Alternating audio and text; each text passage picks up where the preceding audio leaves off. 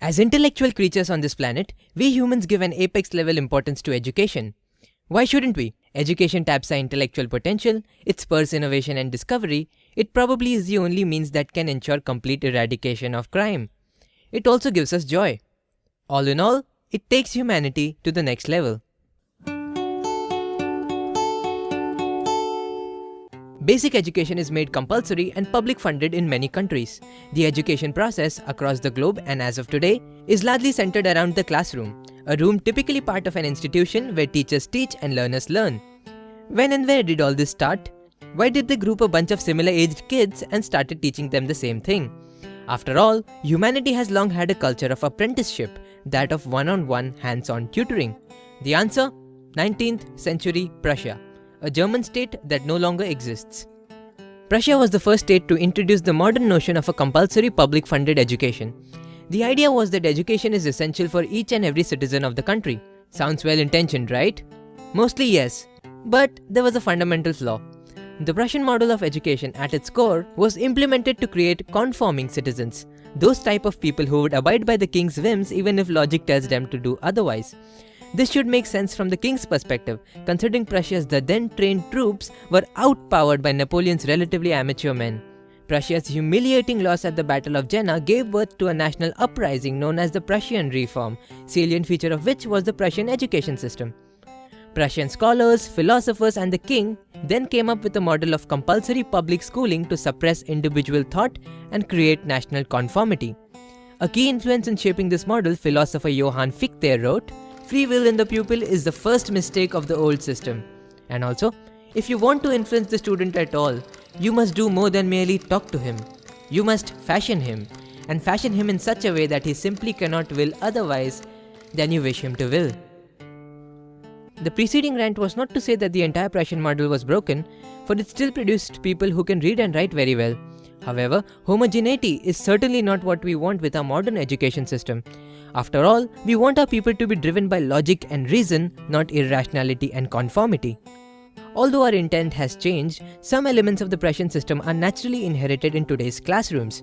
An example would be linearity in multiple forms. All information shall flow from the teacher to the student. The teacher shall preach and the student shall absorb. The syllabus shall also move in a linear fashion and so shall the grades. This indeed is identical to the concept of monarchy. Coincidence? The Prussian model took shape in the late 18th and the early 19th centuries, which was roughly the same time period that witnessed the dawn of the Industrial Revolution. Therefore, industries also started shaping the then schools. Hence, a bell would ring after some time of incubation, children were sorted according to their dates of manufacture, they would move through classes as though moving through an assembly line, and they would have to go through a quality test at the end of the production cycle, which would label them as pass or fail. Fast forward to today, and unfortunately not a lot has changed. Many educators claim that the last big thing in education was the invention of the printing press. This is bad news because many new fields have been born and many existing industries have been disrupted. And in any case, we no longer want to irrationally submit to a monarch who doesn't even exist for the most of us. We need people capable of creating intelligent assembly lines. All of the history we looked at strongly indicates that we need to rethink the way we educate.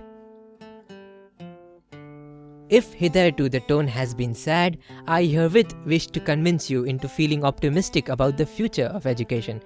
The exponential growth of online education in the past decade or so has blown people's mind.